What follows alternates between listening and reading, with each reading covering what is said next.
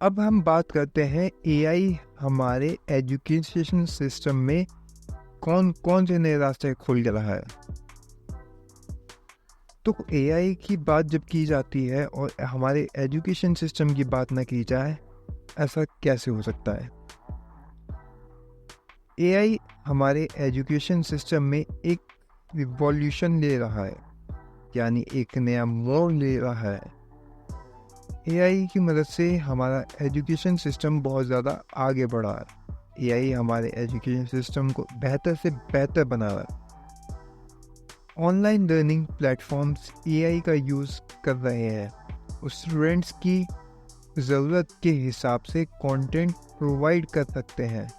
AI tutor भी बन रहे हैं जो स्टूडेंट्स को पर्सनलाइज लर्निंग एक्सपीरियंस दे सकते हैं। एआई एग्ज़ाम्स में भी मदद कर रहा है। पेपर्स चेक करने में हो, पेपर्स को इवेल्युएट करने में हो, हर तरीके से काम कर रहा है। यहाँ तक कि ऑटोमेटिक इवेल्यूएशन से टीचर्स का टाइम बहुत आसान हो रहा है। टाइम मिलता है स्टूडेंट्स पर ध्यान देने के लिए।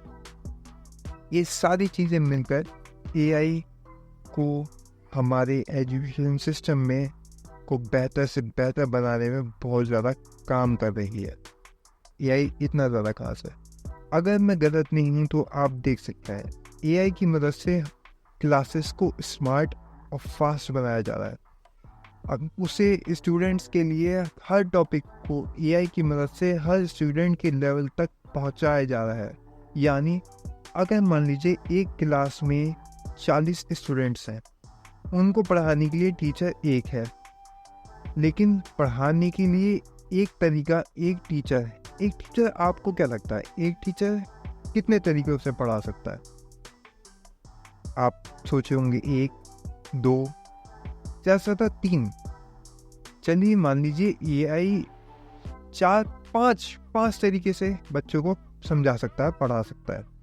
एक टीचर बच्चों को 5 तरीकों से पढ़ा सकता है, मैक्सिमम से मैक्सिमम, अगर बहुत ज़्यादा एक्सपीरियंस टीचर हुआ तो। लेकिन बच्चे कितने हैं? 40। और हो सकता है 40 के 40 बच्चे उन 5 तरीकों से ना सीख सके। वो छठे तरीके से समझ सकते हो, लेकिन वो टीचर उस लेवल का ना हो, तो उसके लिए कुछ बच्चे पीछे रह जाते हैं। लेकिन जब से एआई आया है, एआई इतनी हेल्प कर रहा है बच्चों को। आप जब तक बच्चे जिस तरह से चाहे उस तरह से प्रॉम्प्ट डाल के, उस तरह से रिक्वेस्ट करके एआई को सजेस्ट करके खुद टॉपिक्स को समझकर पढ़ सकते हैं।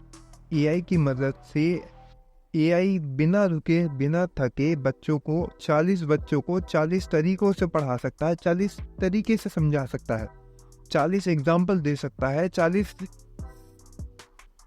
पॉइंट से समझा सकता है।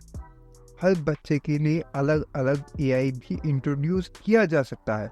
यानी एक टीचर 40 बच्चों को पढ़ा रहा है, तो एक एआई अपने आप को 40 टीचर्स से मल्टीप्लाई कर सकता है और 40 के 40 बच्चों को इंडिविजुअली भी पढ़ा सकता है, और वो भी एक ही टाइम पे। जबकि टीचर ऐसा नहीं कर सकता। टीचर एक वक्त में 40 ही बच्चों को पढ़ा पाएगा, ज़्यादा से ज़्यादा 50 को पढ़ा लेगा, 100 को पढ़ा लेगा। लेकिन एक बच्चे को एक टीचर एक दिन में अगर 1 घंटा भी दे एक बच्चे को, तो ज़्यादा से ज़्यादा टीचर 10 घंटे पढ़ा सकता है, यानी 10 बच्चों को। वहीं एक एआई एक ही टाइम पे 40 बच्चों को 1 घंटे में 40, 50, 100 सभी बच्चों को पढ़ा सकता है। इतना पावरफुल है एआई। और ये तो जस्ट मैं आपको एक एग्जांपल दे रहा हूँ, हकीकत तो इससे कहीं ज़्यादा है। एजुकेशन सिस्टम में सिर्फ लर्निंग नहीं होती, टेक्नोलॉजी भी होती है। यानी smart board, smart classes, smart tablets, smart laptops, smart books, हर चीज़ स्मार्ट हो चुकी है। यानी उसमें भी एआई का काफ़ी ज़्यादा अहम रोल है। अगर आप आजकल आपने ध्यान दिया होगा, काफ़ी सारे स्कूल्स में, यहाँ तक कि मोस्टली अब हर स्कूल में स्मार्ट क्लासेस, स्मार्ट बोर्ड्स लग चुके हैं। कुछ स्कूल्स ही होंगे जो उससे बेखबर होंगे, लेकिन अब ज़्यादातर स्कूलों में स्मार्ट बोर्ड है। पहले स्मार्ट बोर्ड सिर्फ वीडियोस चलाने के लिए और कुछ लिखने के लिए ही काम आते थे, लेकिन आज के स्मार्ट बोर्ड बहुत ज़्यादा एडवांस है, एआई से पावर्ड है। यानी आप सिर्फ उसमें वीडियोस नहीं चला सकते, आप सिर्फ उसमें इंटरनेट से कनेक्ट नहीं हो सकते, आप उसमें इससे कहीं ज़्यादा बढ़कर काम कर सकते हैं। एजुकेशन सिस्टम में एआई इतना ज़्यादा पावरफुल है कि उसमें अगर आप एक मैथ की प्रॉब्लम लिखते हो तो वो उसको कई तरीके से आपको सॉल्व करके दिखा सकता है। अगर इंटरनेट पे सिर्फ एक तरीका है तो वो इंटरनेट से एक तरीकों को देखकर उसको 2-3 तरीकों में अपने तरीके से, अपने हिसाब से, एक नए तरीके से प्रॉब्लम्स को सॉल्व करके आपके सामने पेश कर सकता है, और जो कि करना बिल्कुल भी आसान बात नहीं होती। इसको करने के लिए काफ़ी ज़्यादा वक्त चाहिए होता है, लेकिन यही सारा काम एआई सिर्फ और सिर्फ कुछ मिनट्स में आपको करके दे सकता है। साउंड्स इंटरेस्टिंग है ना? इसी से मिलता जुलता है एआई टैबलेट्स, यानी एआई स्मार्ट बुक।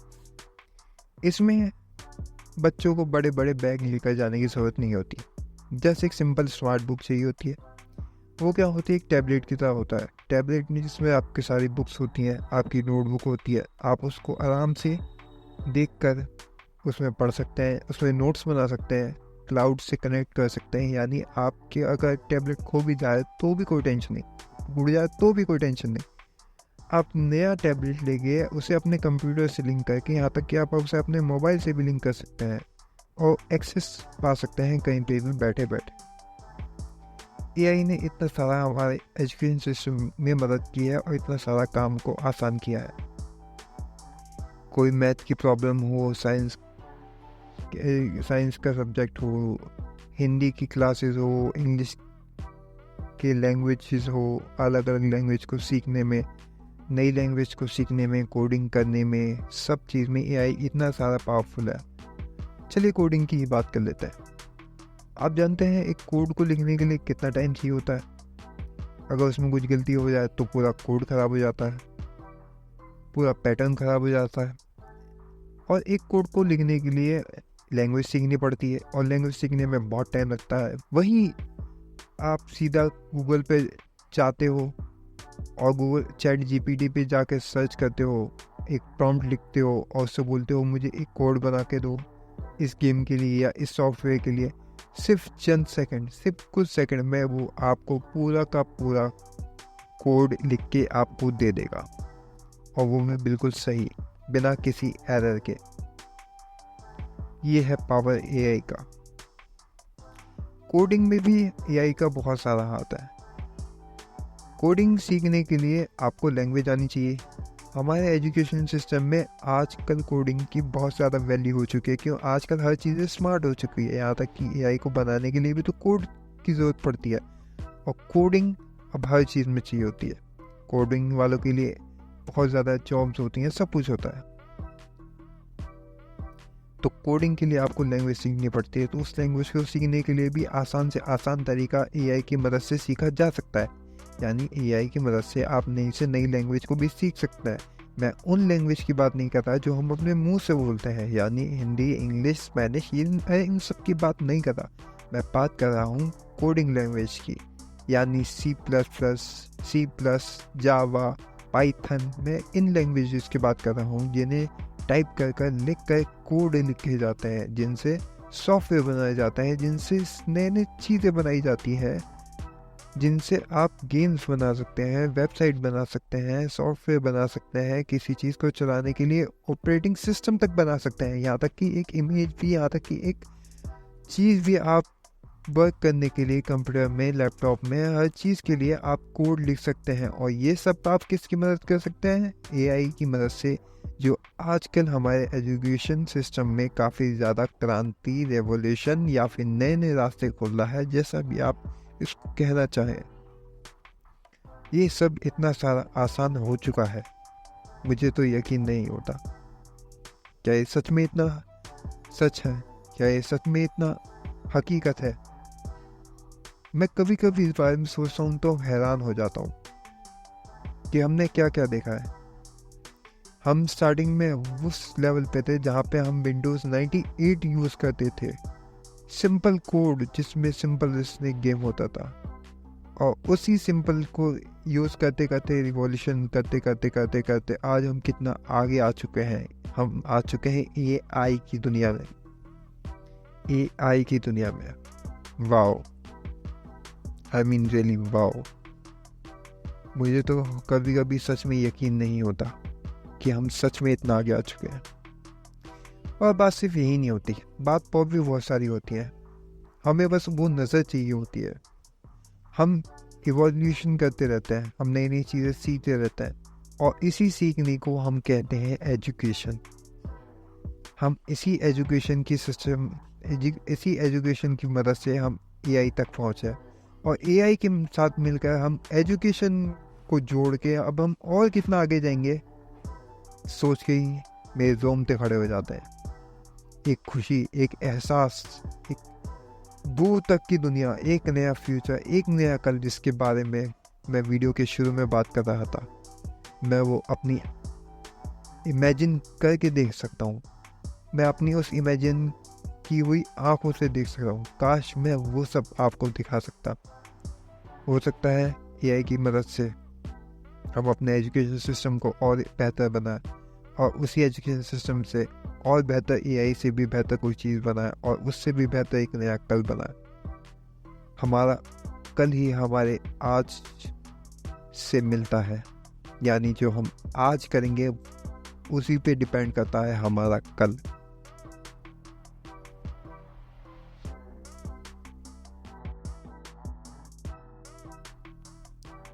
तो बात करते हैं एआई बिजनेस के बारे में, कि एआई बिजनेस में बढ़ती हुई उड़ान। वैसे देखा जाए तो बिजनेस की दुनिया में तेज़ी से बदल रहा है, वो भी एआई की मदद से। अब तो हर साइज़ का बिजनेस एआई का यूज़ कर रहा है, एफिशिएंसी बढ़ाने में, ज़्यादा काम करने के लिए और कस्टमर को खुश करने के लिए, है ना। हम देखा जाए तो इस चीज़ के आदी भी हो चुके हैं, जो कि गलत बिल्कुल भी नहीं है। तो उसके कुछ पॉइंट्स मैं आपको बता दूं, जैसे कि ज़्यादा एफिशिएंसी और प्रोडक्टिविटी मिलती है इससे। एआई बहुत सारे काम अपने आप कर सकता है, जिससे एम्प्लॉयज़ के पास ज़्यादा टाइम होता है क्रिएटिव और इम्पोर्टेंट काम करने के लिए। अच्छे डिसीजंस लेता है एआई। एआई बहुत सारे डाटा देखकर पैटर्न्स और ट्रेंड्स समझ सकता है, जो इंसान के लिए काफ़ी टाइम कंज्यूमिंग होता है और मुश्किल। इससे बिजनेसेस अच्छे डिसीजंस ले सकते हैं, जैसे कि न्यू प्रोडक्ट बनाने या मार्केटिंग कैंपेन चलाने के लिए। इससे कस्टमर को खुशी भी मिलती है। एआई कस्टमर्स के साथ पर्सनल इंटरेक्शन भी कर सकता है, वो भी 24/7 सपोर्ट दे सकता है। चैट बॉट बना के हम कस्टमर से एआई को कनेक्ट कर सकते हैं और कस्टमर की प्रॉब्लम्स को जल्दी सॉल्व भी कर सकते हैं। इससे हम नए प्रोडक्ट्स और सर्विसेज एआई से प्रोडक्ट और सर्विसेज बना सकते हैं या फिर बनवा सकते हैं, जो पहले मुमकिन नहीं था। जैसे कि AI powered chatbots customer service कर सकते हैं, और एआई पावर्ड एल्गोरिदम्स कस्टमर्स को प्रोडक्ट सजेस्ट कर सकते हैं। अब ऐसा भी नहीं है कि हमने बस कह दिया और वो हो गया। एआई इम्प्लीमेंट करने के बहुत सारे चैलेंजेस भी होते हैं। बहुत सारे फ़ायदे होने के बावजूद बिज़नेस को एआई इम्प्लीमेंट करने में कुछ चैलेंजेस का भी सामना करना पड़ता है, जैसे कि कॉस्ट। एआई सॉल्यूशंस बनाने और उसे यूज़ करने में बहुत सारा पैसा लगता है, बहुत सारी रिसर्च लगती है, एक्सपर्ट टीम लगती है। उसको बनाने के लिए काफ़ी सारा पैसा खर्च होता है, जिसमें उस चीज़ के लिए कंपनी को बहुत बड़े बड़े फैसले, बहुत सारी कॉस्ट कटिंग और बहुत सारी चीज़ों को रोकना भी पड़ सकता है। इस चीज़ को कम करने के लिए, इस चीज़ से टैकल करने के लिए कंपनी क्या करती है, बहुत सारे अदर एआई सॉफ्टवेयर से कोलैबोरेट करती है, उनसे पार्टनरशिप में लेती है और उनसे फिर वो अपना डाटा शेयर करके, यानी अपने कस्टमर्स का डाटा शेयर करके वो इस चीज़ में नेगोशिएट करते हैं। और ये चीज़ एआई और बिजनेसेस दोनों के लिए प्रॉफिटेबल साबित होती है। लेकिन क्या यही चीज़ कस्टमर्स के लिए प्रॉफिटेबल साबित होती है, ये मैं नहीं जानता, ये आप ही बता सकते हैं। क्या आप अपना डाटा शेयर करना चाहेंगे ऐसी कंपनीज के साथ, वो आप खुद डिसाइड करें, क्योंकि हर कंपनी में आपका अपना डाटा शेयर करने के लिए आपकी एग्रीमेंट की ज़रूरत होती है। नेक्स्ट चीज़ जिस पे फोकस किया जाता है, मुश्किल पड़ती है, वो है डेटा क्वालिटी। अभी हमने बात करी थी डेटा की, उसी से मिलकर आगे बढ़कर एक चीज़ आती है एआई एल्गोरिथम। उतने ही अच्छे होते हैं जितना डाटा उनको दिया जाता है। जैसा कि अभी मैंने कहा कि कंपनी क्या करती है, अपने कस्टमर का डाटा एआई कंपनीज के साथ शेयर करती है। अगर डेटा गलत या इनकम्प्लीट होता है तो एआई एल्गोरिथम सही से रिजल्ट नहीं दे पाएगा। ये देखा जाता है कि हर चीज़ कुछ पाने के लिए कुछ होना पड़ता है, हर चीज़ का कुछ ना कुछ पॉजिटिव और नेगेटिव इम्पैक्ट होते ही है। अगर आपको एआई से काम करवाना है तो आपको उसके साथ अपना डेटा शेयर करना पड़ेगा, जिसकी वजह से वो सारा सबका एक साथ डेटा लेकर एक परफेक्ट एग्जाम्पल और रिजल्ट निकाल कर आपको पेश कर सकता है, जिससे आपका और कंपनी का दोनों का फ़ायदा होता है और इससे बिजनेस ग्रोथ में बहुत ही बड़ा फ़र्क पड़ता है। तीसरी चीज़ जो चैलेंजेस के तौर पे सामने आती है वो होती है सिक्योरिटी। एआई सिस्टम पर साइबर अटैक्स हो सकते हैं। बिजनेस को अपना एआई सिस्टम को सिक्योर रखने की ज़रूरत पड़ती है और इस चीज़ को करने के लिए अगेन पैसा बहुत सारा लगता है। बार बार सिक्योरिटी चेक करनी पड़ती है। सिक्योरिटी के लिए बहुत सारे सिक्योरिटी ऑप्शंस लगाए जाते हैं, सेफ्टी सिक्योरिटी लगाई जाती है, बहुत सारी चीज़ों को देखना पड़ता है ताकि इससे बिजनेस पे कोई भी नेगेटिव इम्पैक्ट ना पड़े। और इसमें काफ़ी सारा पैसा और काफ़ी सारा टाइम और काफ़ी सारे लोगों की मेहनत ली जाती है और ये भी एक बहुत बड़ा चैलेंज होता है एआई को बिजनेस से लिंक करने के लिए। तीसरी चीज़ हुई, अब बढ़ता है चौथी चीज़ की तरफ, वो है एथिकल कंसर्न। ये भी एक चैलेंज होता है जो एआई को इम्प्लीमेंट करने में दिक्कत देता है, क्योंकि एआई के यूज़ से कुछ एथिकल प्रॉब्लम्स हो सकती है, जैसे कि बेस और डिस्क्रिमिनेशन, बायसनेस।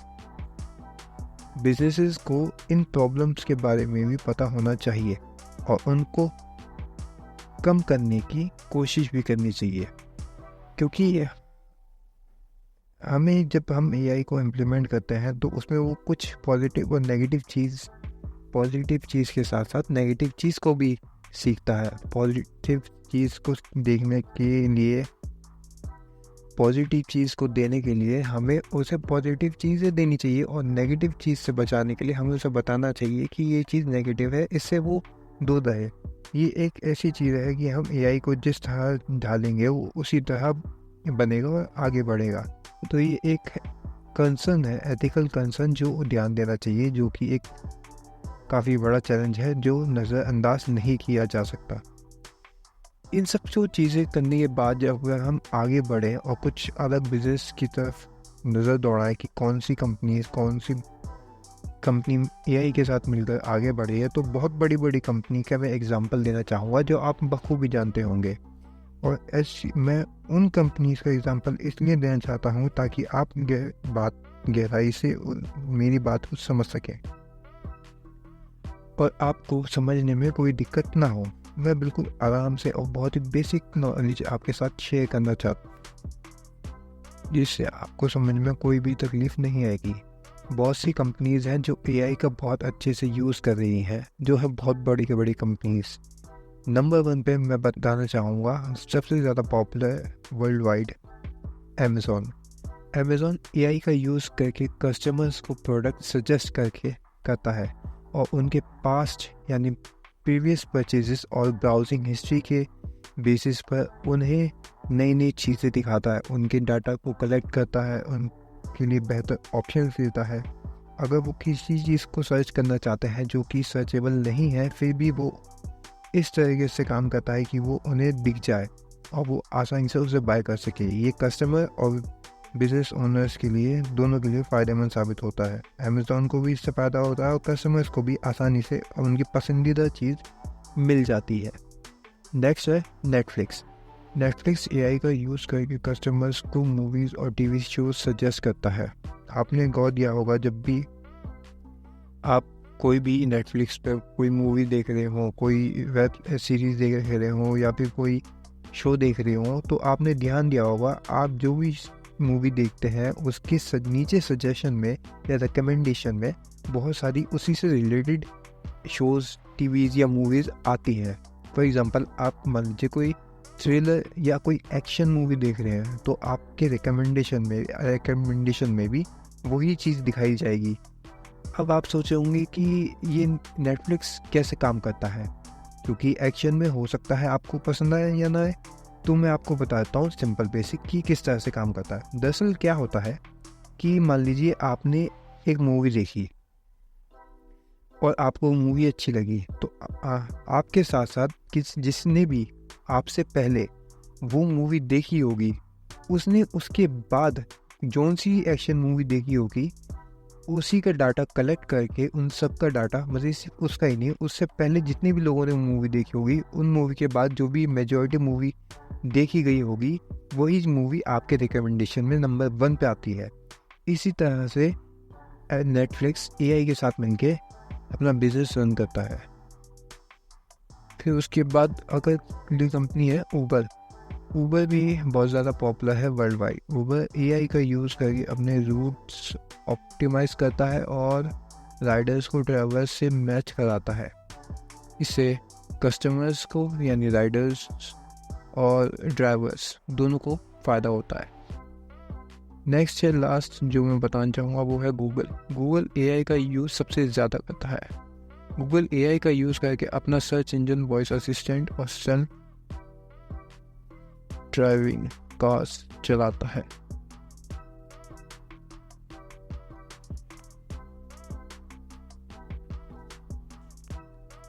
इन सब को देख के बस मेरे मन में एक ही बात आती है कि एआई एक पावरफुल टूल है जो बिजनेस को ट्रांसफॉर्म कर सकता है, बेहतर बना सकता है, बेहतरीन से बेहतरीन बना सकता है। लेकिन ये ज़रूरी है कि बिजनेस एआई इम्प्लीमेंट करने की चैलेंजेस के बारे में जाने। अच्छी प्लानिंग और इम्प्लीमेंटेशन के साथ बिजनेस एआई के फ़ायदे उठा सकता है और रिस्क को कम भी कर सकता है।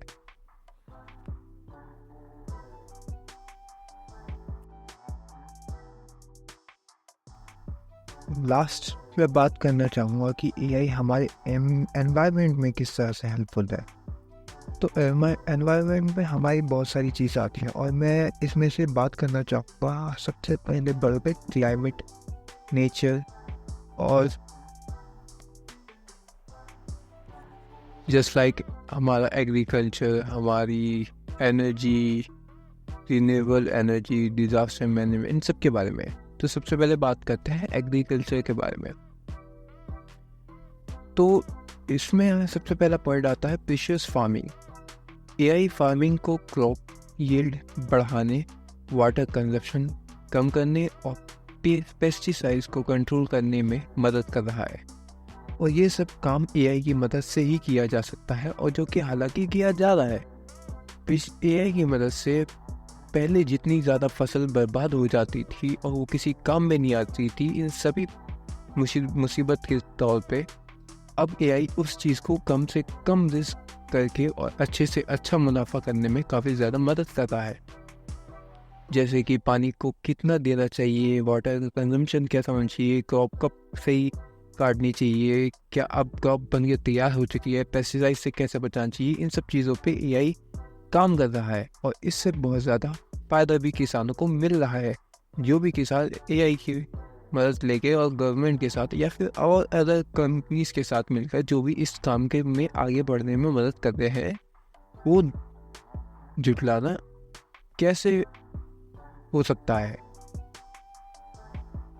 दूसरी चीज़ मैं इस बात पर गौर देना चाहूँगा कि क्रॉप मॉनिटरिंग कितनी ज़्यादा ज़रूरी होती है एआई में। एआई ड्रोन्स और सैटेलाइट की मदद से क्रॉप की हेल्थ मॉनिटर कर सकता है।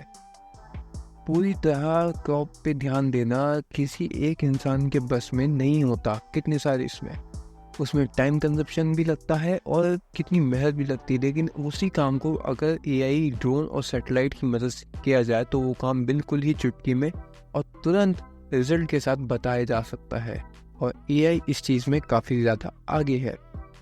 दूसरी चीज़, अगर मैं इससे एक कदम और आगे बढ़ रहा हूँ तो मैं बताना चाहूँगा कि क्लाइमेट चेंजिंग मॉडलिंग में भी एआई का काफ़ी ज़्यादा योगदान है। एआई क्लाइमेट चेंज के मॉडल्स को इम्प्रूव कर रहा है जिससे हम फ्यूचर की तैयारी कर सकते हैं। यानी एआई की मदद से कुछ जगहों पे कुछ चीज़ों की मदद से हम क्लाइमेट चेंज को होते हुए देख सकते हैं, उसका फ्यूचर प्रेडिक्ट कर सकते हैं, हम उसकी प्रोबेबिलिटी जान सकते हैं कि इस तरह से अगर हम इस दुर्घटना को अगर हम इस चीज़ को कम करें, इस चीज़ को ज़्यादा करें, उससे हम एआई की मदद से हम उस चीज़ को अपने फ़ायदे के लिए इस्तेमाल कर सकते हैं। यानी क्लाइमेट चेंज में जो भी दिक्कत आ रही है हम उस पर एआई की हेल्प लेके अपने कामों पे ध्यान देके क्लाइमेट चेंज को बेहतर से बेहतर बना सकते हैं और जिस विनाश की तरफ हम बढ़ रहे हैं अंधाधुंध हम उसे भी कम कर सकते हैं, वो भी एआई की हेल्प से। इसके एक लेवल और ऊपर जाके अगर मैं बात करना चाहूँगा तो वो होगा रिन्यूएबल एनर्जी ऑप्टिमाइजेशन के बारे में। AI solar and wind energy production optimisation कर रहा है। यानी जितनी एनर्जी हमें चाहिए होती थी या जितनी एनर्जी हमें सोलर और विंड एनर्जी से मिलती थी उसमें भी एआई अपना योगदान दे रहा है, इस तरह से जैसे कि वो कम से कम एनर्जी यूज़ कर रहा है और सोलर और विंड एनर्जी से ज़्यादा एनर्जी बना रहा है। और इन दोनों चीज़ों को सही तरीके से काम करने के लिए एआई का इस्तेमाल किया जा रहा है और जिसे आसान भाषा में ऑप्टिमाइजेशन कहा जाता है। वो इस चीज़ को ऑप्टिमाइज कर रहा है जो कि इंसान के लिए कैलकुलेशन करने में मुश्किल और दिक्कत आती है, जो कि कई लोगों का काम है, वो सिर्फ एक एआई आराम से कर रहा है। दूसरी चीज़ अगर मैं इसी में आगे बताना चाहूँ तो डिज़ास्टर मैनेजमेंट में भी एआई का काफ़ी बड़ा योगदान हो। एआई नेचुरल डिज़ास्टर्स की प्रेडिक्शन और मैनेजमेंट में भी मदद कर रहा है। वही आगे की प्रोबेबिलिटी बता सकता है प्रेजेंट की मुश्किलों को देखकर। अब जब हमने एआई की इतनी बात करी है तो मैं 5 मिनट में इसके कुछ कॉन्स भी बता देना चाहता हूँ कि इसके चैलेंजेस क्या होते हैं। एआई के चैलेंजेस अगर हम देखा जाए तो बहुत सारे हैं, लेकिन उसमें मैं सिर्फ आपके सामने कुल 4 ही रखना चाहूँगा। Number 1, job loss. एआई की वजह से कुछ जॉब्स जा सकती है क्योंकि मशीन्स कुछ काम इंसानों से बेटर कर सकती है, जो कि सच बात है। लेकिन अगर कुछ फ़ायदे हैं तो नुकसान भी है। इसे आप दोनों तरीके से देख सकते हैं। जैसे पहले आपने ध्यान दिया होगा हाँ कि आपके लोकल एरिया में जब